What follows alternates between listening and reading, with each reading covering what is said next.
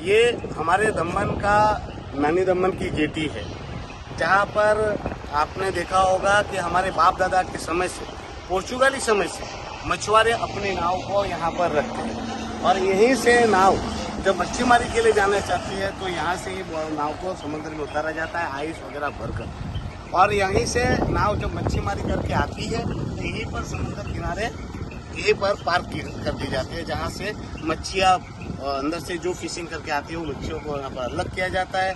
फिर जाले जो फटी हुई है उनको यहाँ सिया जाता है, फिर कलर किया जाता है, रंग लगान किया जाता है, और जो भी छोटी मोटी त्रुटियाँ है उसको रिपेयर किया जाता है। और वो सालों से यहाँ पर हमारा बिजनेस रहा है। ये देश आज़ाद नहीं था तब भी हमारे बाप दादा यहीं पर मछुआरे जो है वो यहीं पर काम करते थे और नाव को रखते थे। अब आपने देखा होगा कल रात से प्रशासन एक तुगलकी फरमान आया है। कोई फरमान नहीं देखा जाए तो कोई लिखित में नोटिस नहीं, कोई इंटीमेशन नहीं, डायरेक्ट हमारे वोटों को जबरन भरकर, और भरने का तरीका भी नहीं है, तोड़ ताड़ कर, आधे से ज्यादा वोटें तोड़ ताड़ कर भर दी गई है। आप देखोगे तो यहाँ पर जो ये सारी वोटों का जो है वो यहाँ समुद्र नारायण मंदिर है, यहाँ पर टाटा है, यहाँ पे वोटें बजा दी। कल यहाँ पर बहुत सारी वोटें थी जिनको रातों रात उठा दिया गया। जब हमने कल जब ये इलीगल कार्यवाही प्रशासन द्वारा की गई तब मैंने यहाँ के कलेक्टर से बात की, मैंने यहाँ के डिप्टी कलेक्टर से बात की, मामलेदार से बात की और उनको पूछा कि भाई यहाँ से वोट क्यों उठाई जा रही। तो उनका कहना है कि ये जमीन जो है वो सरकारी। तो मैं पूछना चाहता हूँ, जो पूरे देश में फिशिंग होती है, मच्छीमारी होती है, वो क्या प्राइवेट लैंड पर होती है? अरे समुद्र क्या किसी के बाप की जागीर है?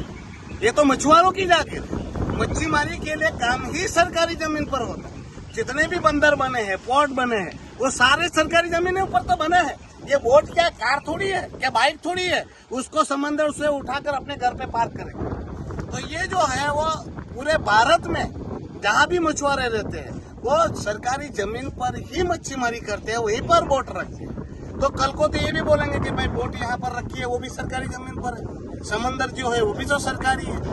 तो मच्छीमार कहाँ कर जाकर बोट रखेगा, कहाँ जाकर मच्छीमारी करेगा? तो ये सरकारी जमीन जो है वो उसका ही उपयोग हम पुर्तगाली समय से करते आए थे। ये तो पुर्तगालों ने हमें मच्छीमारी करने से नहीं रोका, और हमारी ही सरकार आज हमारे ही मछुआरों को मच्छीमारी का धंधा नहीं करने दे रही है। एक तरफ हमारा भारत सरकार जो है प्रधानमंत्री मत्स्य संपदा योजना जैसी योजनाएं ला रही है, मच्छीमारों का विकास उत्थान करने के लिए कितनी सारी योजनाएं लाई है ताकि मच्छीमारों का विकास हो, मच्छीमारों का विकास हो, या जो हमारे गरीब मछुआरे हैं वो तरक्की करे। पर यहाँ प्रशासन देखिए किस प्रकार से निर्दयता कर रहा है। हमारे मछुआरों की जमीनों को खाली कर रहे हैं, हमारे मछुआरों की वोटों को उठाकर जैसे तैसे डालकर तोड़ ताड़ कर कहाँ शिफ्ट कर रहे उसकी भी जानकारी नहीं। अरे आपको जमीन खाली कराना तो किस लिए खाली कराना है? और वोट नहीं रहेगी तो क्या रहेगी? जब हमें पता चला कि यहाँ पर क्या बनाना है तो बोले गो कार्टिंग, यानी मौज मस्ती की गेम जोन बनाएंगे।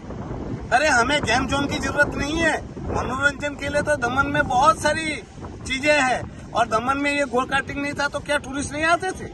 हमारे बाप दादा के समय से यहाँ पर टूरिस्टों की भरमार रही है। ऑलवेज दमन व्यू तो भरा हुआ रहा टूरिस्ट से। और आज जब ये विकास की बात करते, विकास किसका होना चाहिए? विकास जो भी बने उसका विकास का फायदा दमन द्वीप के स्थानीय लोगों को होना चाहिए। ये तो उल्टी गंगा बह रही है। हमारे लोगों के काम धंधे छीनकर गुजरात के पूंजीपतियों के, प्रशासन जी के चहेते को फायदा पहुंचाने के लिए हमारे प्रशासन के, हमारे हक के रुपये से गो कार्टिंग बनाई जा रही है, और उसका फायदा पहुंचाया जाएगा किसको?